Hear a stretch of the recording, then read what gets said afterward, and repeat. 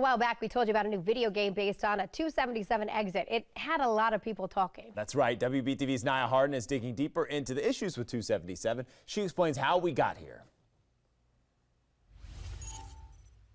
The slow traffic, crashes, and awkward exits. One word, if you could describe 277.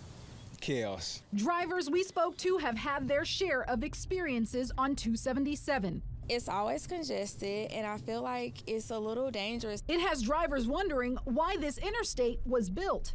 I decided to get some answers, so I went to the NCDOT. Before 277 would just been your standard downtown grid network. Sean Epperson, a deputy division engineer, wasn't here in the early 1970s, but says plans show developers were only expecting around 44,000 cars a day on the main line. I can tell the reason it was built was to provide a way for that large volume of traffic to get, at that point in time, around downtown Charlotte. Obviously, it goes kind of through downtown Charlotte today. NCDOT tells me some parts of 277 can see more than 100,000 cars a day. So the cons we're seeing today, with your urban interstates and the way they divide everything, wasn't something people thought about then. Just knowing how much this area has grown and blown up in the last 10, 15 years, much the last 30, the fact that we're well over that isn't very surprising at all.